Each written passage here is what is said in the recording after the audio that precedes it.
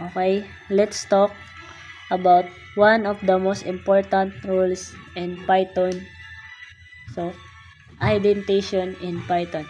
Unlike other programming language, Python uses indentation to find code blocks, not curly braces. So, indentation in Python, there is example code. Python indentation. Age equals 18. If age equals 18, print you are eligible to vote. So, intended inside the F block. Print congratulations still inside the block. Else, then print you are not eligible to vote. So, intended again inside the box or inside the block. Explanation. Age equals 18. We create a variable named age and stored the value 18. If age greater than equal 18, this is a conditional statement. Check if the variable age is greater than or equal to 18. Intended lines inside the F. So, Python print you are eligible to vote, then print congratulations. These two print statements are intended with 4 spaces or a tab. This means they belong to the F block. So, Python will only run them if the condition is true. So, else, this runs if the condition in the F is false. Intended line inside. Python print you are not eligible to vote. Also intended with 4 spaces. This belongs to the else block. Why? In Python, indentation is not just for readability. It's part of the syntax. If you don't intend correctly, Python will show an indentation, so that we called error. Example, this is wrong code.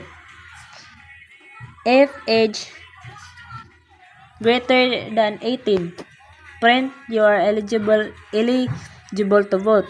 So, then the output is indentation error, expected intended block. So, indentation in Python defines which statement belongs together. Usually, you use 4 spaces for each intended block. It helps Python and you understand which code runs inside loops, conditions, or function. Always keep your indentation consistent, the same number of spaces throughout your code. So, that was the key rule.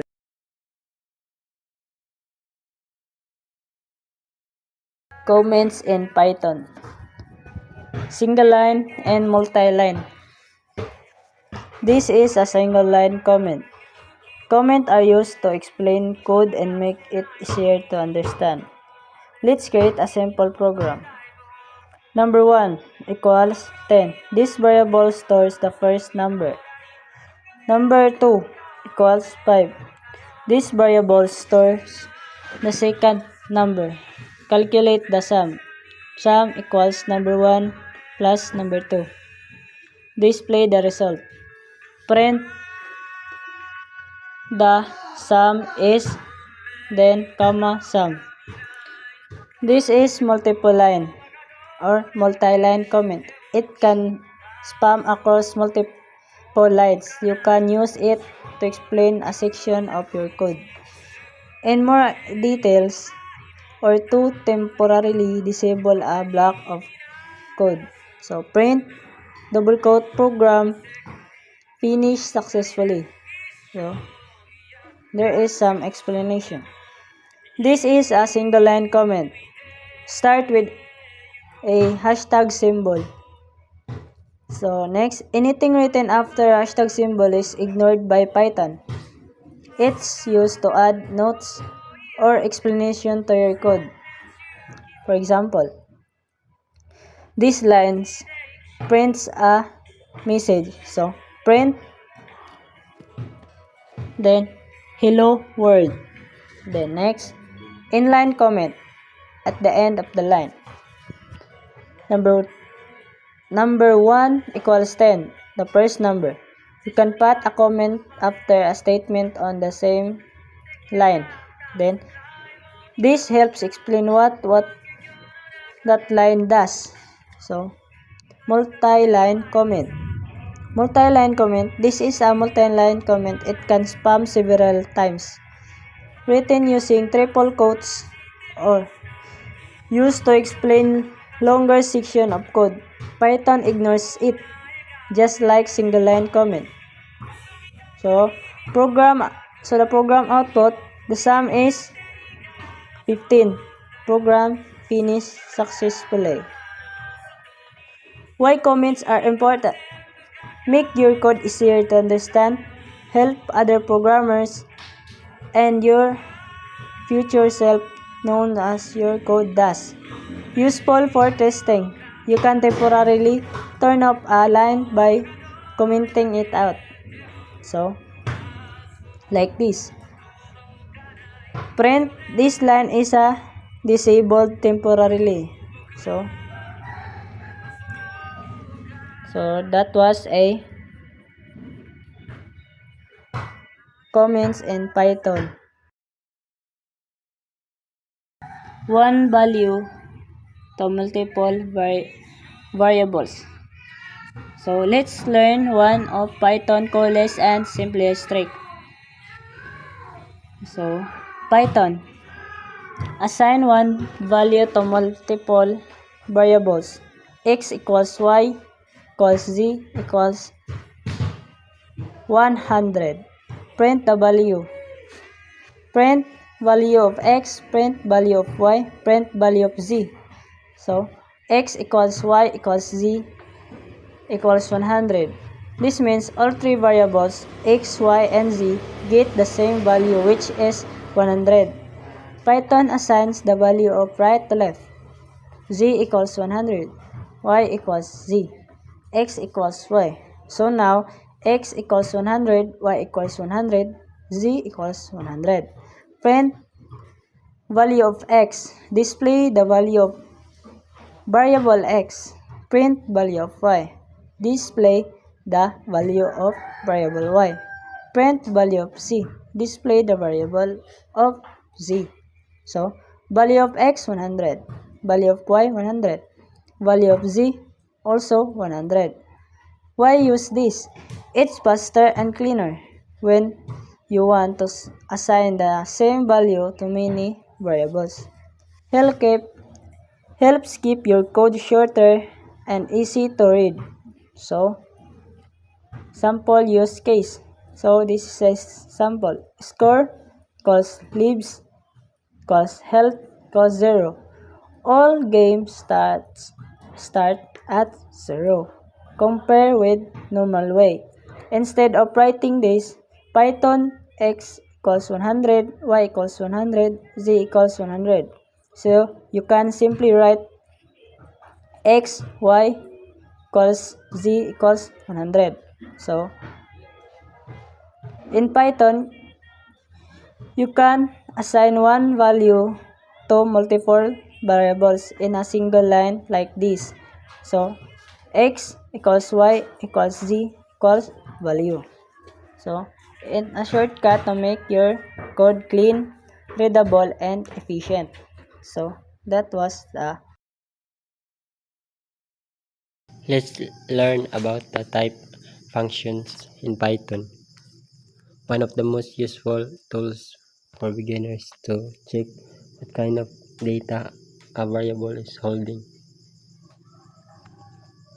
Variables with different data types. A equals 10 integer. B equals 3.14 is float. C equals hello string. D equals 1, 2, 3. Inside the square brackets is list E equals 4, 5, 6. Between the parentheses tuple F equals 7, 8, and 9. Between curly brace is set J equals name Rafael, age 18. Between curly brace is dictionary. H equals true is boolean. Type function. The type function parenthesis function is used to find out the data of a variable or value. It returns the class type of the object inside the parenthesis. The type functions used to check what kind of data variables stores. It helps you understand and debug your code, especially when working with different data types. Program output: class integer, class float, class string, class list, class tuple, class set, class dict, class bool. Let's talk about one of the most important topics for clean and readable code: variable naming styles in Python. 1. Student underscore name equals Rafael. This use snake case. Words are separated by underscore. Most common and recommended style in Python. 2. Student age equals 18. This uses camel case. The first word is lowercase and the next word starts with an upper letter. Common in JavaScript and Java Python, but not preferred in Python. Student grade equals grade 12. This uses Pascal case. Every word starts with an upper letter, often used for class names in Python. Pi underscore value equals 3.1416. This uses uppercase, all letters capitalized, used for constant values that should not change. Underscore temp equals 25. A single underscore before a variable means it's meant for internal or temporary use. It's naming convention to show private or temporary data. Program output: Rafael, 18, grade 12, 3.1416, 25.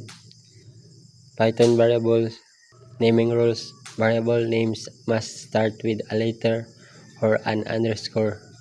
You cannot start with a number. Variable names can only contain letters, numbers, and underscore.